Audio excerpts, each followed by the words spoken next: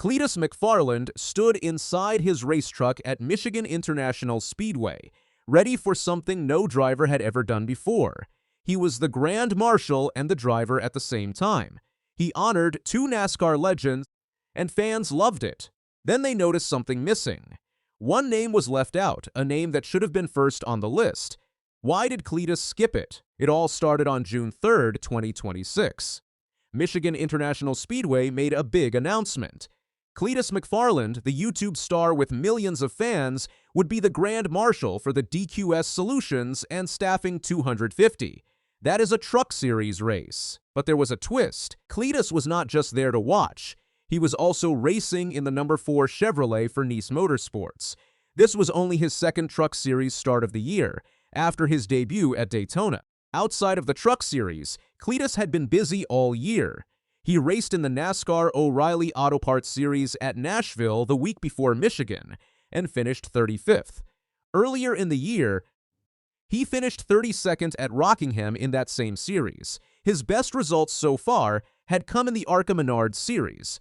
Michigan was shaping up to be his biggest spotlight moment yet.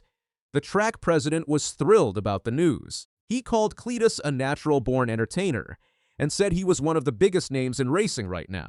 He also pointed out that bringing a driver like Cleetus to the heart of the automotive capital felt like a perfect pairing for the weekend. With more than 4.75 million YouTube followers, that is hard to argue with. The plan was simple. Cleetus would fire up the crowd, give the famous command, then climb into his truck and race. Here is the thing about Grand Marshals. They are usually celebrities or special guests. They wave to the crowd, say a few words, and watch the race from a safe spot. They do not normally strap into a truck and compete in the same event. Cleetus did both. That alone got people talking before the green flag even dropped. Then came the moment everyone was waiting for. From inside his truck, Cleetus shouted the command. He said, "Ladies and gentlemen, I just have 3 things to say. Be like Biff, do it for Dale, and drivers, start your engines." At first, this felt like a touching tribute. Let us break down what he meant, piece by piece. Be like Biff was a nod to Greg Biffle. If you do not follow NASCAR closely, here is what you need to know. Greg Biffle died on December 18, 2025. He was 55 years old. His private plane crashed near Statesville Regional Airport in North Carolina while trying to land. His wife Christina, his daughter Emma, and his son Ryder all died with him.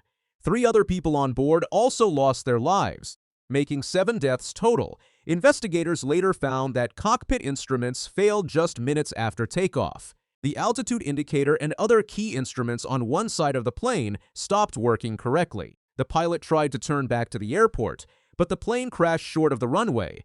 Biffle was not just any driver. He was named one of NASCAR's 75 greatest drivers. He won 19 Cup Series races. He was also a champion in both the Truck Series and the Xfinity Series. In his later years, he became known for using his own helicopter to help people during Hurricane Helene. After his death, RFK Racing, the team he raced for during much of his career, set up a permanent tribute to him at their museum in Concord, North Carolina, so fans could remember his legacy in person. For Cleetus to say, "Be like Biff" during a Truck Series race, the same series Biffle once dominated, made a lot of sense. It felt like the right kind of tribute. That part of the story checked out. But the next 2 words in that command were about to open up a much bigger conversation. "Do it for Dale" is a phrase most NASCAR fans know by heart. It is a callback to Dale Earnhardt, one of the biggest legends in the sport's history. Earnhardt died on February 18, 2001, during the Daytona 500, and his loss changed NASCAR forever. Fans have used this exact phrase for years to honor his memory. Hearing it again from Cleetus connected this moment to NASCAR's deep history, and on the surface, it landed well with the crowd. So that is 2 tributes, both delivered in just a few seconds. 2 legends, 2 nods, and then straight into drivers, start your engines. That was the 3rd thing Cleetus said he had to say, which means by his own words, his list of tributes was already finished. And that is exactly where the problem begins. This was not NASCAR's first tribute to Kyle Busch this season. Just weeks earlier, at the Coca-Cola 600, NASCAR paid tribute to him in front of a massive crowd. That tribute was already fresh in the minds of fans heading into Michigan, which made the silence around his name during the command feel even louder. Just over 2 weeks before this race, on May 21, 2026, NASCAR lost another legend. Kyle Busch died at age 41. The cause was severe pneumonia that turned into sepsis, and it happened fast. Here is what makes the timing so hard to ignore. In his final weeks, Busch had been racing through illness without anyone realizing how serious it was. He raced at Watkins Glen on May 10th with a bad sinus cold and radioed his team for a doctor afterward. Despite that, he went on to win a Truck Series race at Dover just days later, then finished 17th in the Cup Series All-Star race. Soon after, he was hospitalized, and within days he was gone. NASCAR's response was massive. The series called him an American badass. His own team, family, and NASCAR released a joint statement calling him a rare talent who comes along once in a generation.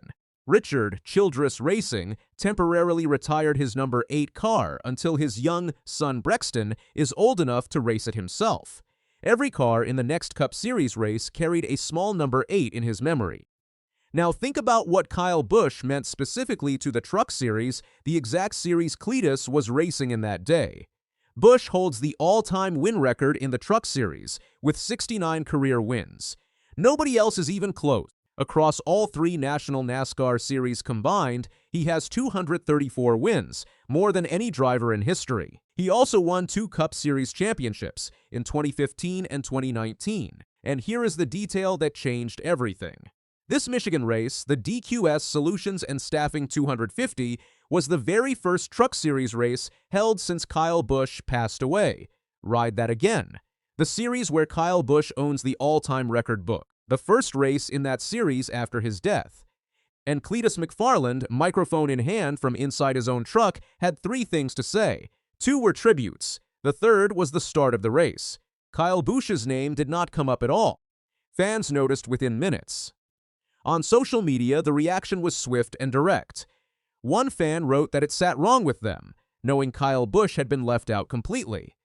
Another said it felt awkward, especially in the Truck Series, where his record still stands, and that this was exactly the moment to give him a nod. A third fan went further, asking if Cleetus had something against Busch, since he could not recall Cleetus ever mentioning him in any of his videos before. Within days, this was not just a social media moment anymore. Major sports outlets picked up the story too, turning a quick command at a regional Truck Series race into a national talking point about respect, timing, and what NASCAR chose to highlight during one of its most emotional seasons in years. This is where the story grew bigger than just one command. NASCAR itself started getting questions too. Why? Because the entire setup was unusual from the very start. Having an active competitor also serve as Grand Marshal is rare in this sport.